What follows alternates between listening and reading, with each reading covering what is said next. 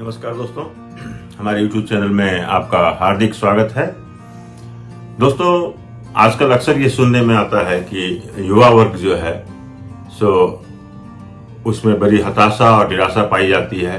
ले ऑफ्स हो रहे हैं, नौकरी से निकाले जा रहे हैं, बहुत सारी कठिनाइयां झेल रहे हैं, मानसिक परेशानी शुरू हो गई है, दुविधा की स्थिति में जी रहे हैं, क्या होगा भविष्य में। शादी भी हो गई है, बच्चे भी एक दो हो गए हैं, अब उनको पढ़ाने लिखाने का समय आने वाला है और नोटिस मिल चुकी है, वार्निंग मिल चुकी है, या जो HR ने कह दिया है कि भाई हमारे रिसोर्सेज कम हैं और आप महंगे रिसोर्स हैं। तो ऐसी स्थिति में हमारे क्लाइंट नहीं होने की वजह से, बिजनेस नहीं होने की वजह से आप जो है सो दूसरा कोई उपाय देख लीजिए। तो इन्हीं सब बातों से मुझे एक प्रेरणा मिली कि क्यों ना मैं हमारे उन दर्शकों के लिए एक सीरीज शुरू करूं। तो जी हाँ दोस्तों, हम अपने चैनल के माध्यम से रीबूट लाइफ, जब नौकरी जाए तो क्या करें, इस पर एक सीरीज शुरू कर रहे हैं। नमस्ते दोस्तों, आपका YouTube चैनल में स्वागत है। नौकरी चली गई जिंदगी नहीं, एपिसोड 2। जी हाँ, हमने एक श्रृंखला शुरू किया था, उसके अंतर्गत आज हम एपिसोड 2 लेकर के आए हैं और श्रृंखला जो हमने शुरू किया था रीबूट लाइफ। तो आज की इस कड़ी में हम बात करेंगे उन लोगों के लिए जिन्होंने हाल ही में अपनी नौकरी खोई है या उस डर से गुजर रहे हैं। अगर आपके साथ भी ऐसा कुछ हुआ है तो सबसे पहले आप अकेले नहीं हैं, ये बात अच्छी तरह समझ लें। और सबसे ज़रूरी बात, नौकरी गई है, जिंदगी नहीं। आज हम बात करेंगे कि इस कठिन समय में कैसे खुद को संभालें, कैसे मानसिक मजबूती पाएं और कैसे आगे की नई शुरुआत करें। जी हाँ दोस्तों, ये बहुत ही ज़रूरी होता है। हम घबरा जाते हैं, डर जाते हैं, परेशान हो जाते हैं, झूठ मूठ का तनाव लेने लगते हैं। तो सबसे पहले हम बात करेंगे अपनी भावनात्मक स्थिति को समझिए, है ना। नौकरी जाना सिर्फ एक आर्थिक झटका नहीं होता है दोस्तों, ये एक भावनात्मक आघात भी होता है। मतलब हम इमोशनली थोड़ा सा टूटने लगते हैं, हमारा आत्मविश्वास हिल जाता है, मन के किसी कोने में शर्म घर कर जाता है, डर घर कर जाता है, यानी मन में शर्म या डर आता है। और कभी कभी डिप्रेशन की शुरुआत हो सकती है। लेकिन याद रखिए, feelings are valid but they are not permanent. खुद को समय दीजिए, रोना आए तो रो लीजिए, ये कमजोरी नहीं है दोस्तों। लेकिन उस दुख में फंसे मत रहिए। मतलब क्या है ना कि हम बार बार उन्हीं चीज़ों को याद करते हैं, अपनी परेशानी को याद करते हैं, तो इससे क्या होता है कि एक नेगेटिविटी स्प्रेड होती है। इसलिए क्या करें इस स्थिति में, अपने मन से कहिए, क्या कहिए, यह अंत नहीं, एक मोड़ है जीवन का, एक मोड़ है जीवन का, एक फेज है और यह फेज भी चला जाएगा। Because nothing is permanent life. कोई भी स्थिति जो है सो मतलब टिकी रहने वाली नहीं है, स्थितियां बदलती रहती है। अब अगले भाग में हम बात करेंगे मानसिक संतुलन कैसे बनाएं, दिनचर्या बनाएं, सुबह उठने का समय बनाएं, एक नियत समय, सुबह उठना, नियमित समय से खाना खाना, योग या वॉक, एक नियमित जीवन आपको स्थिरता देगा।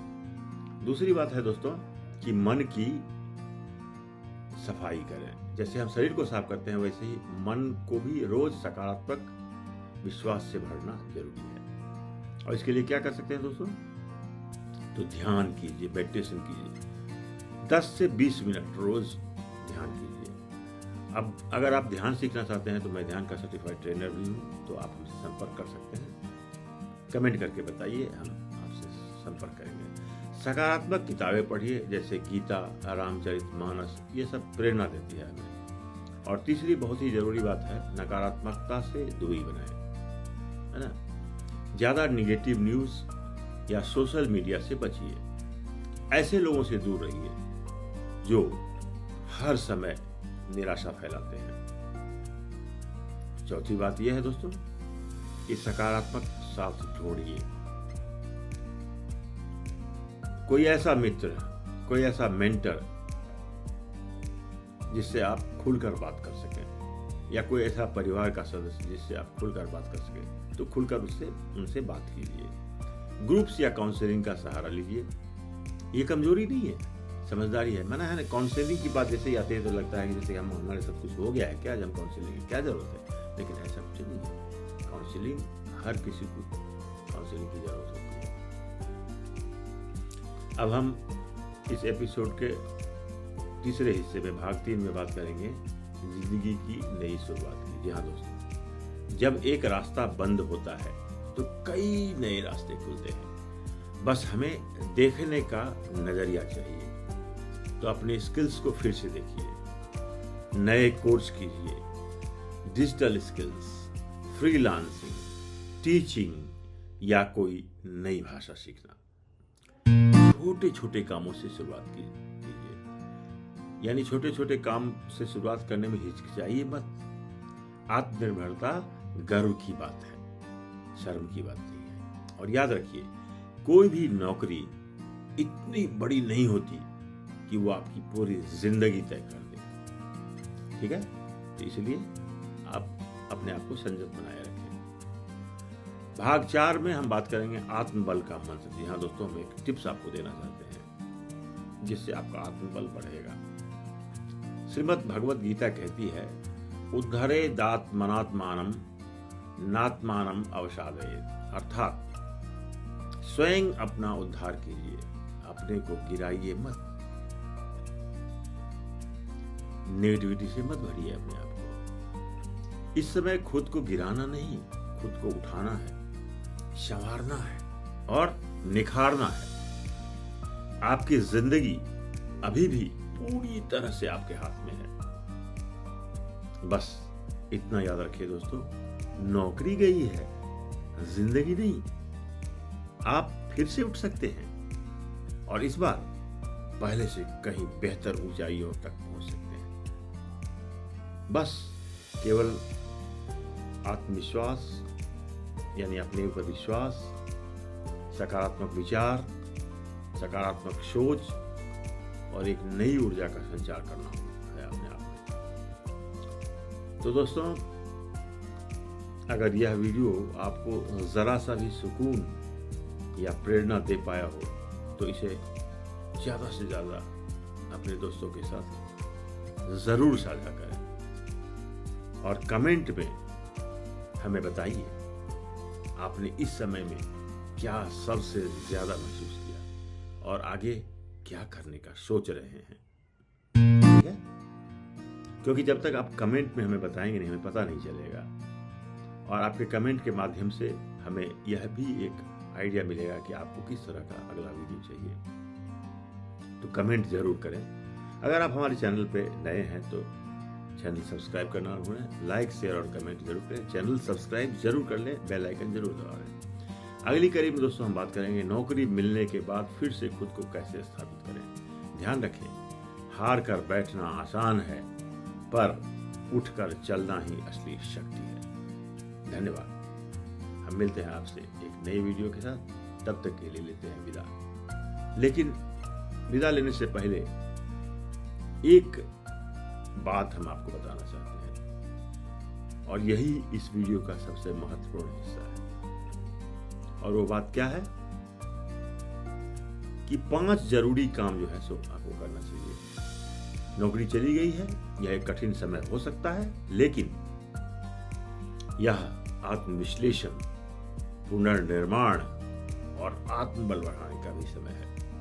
यहाँ हम बता रहे हैं 5 जरूरी काम जो हर व्यक्ति को नौकरी के जाने के बाद अवश्य करने चाहिए।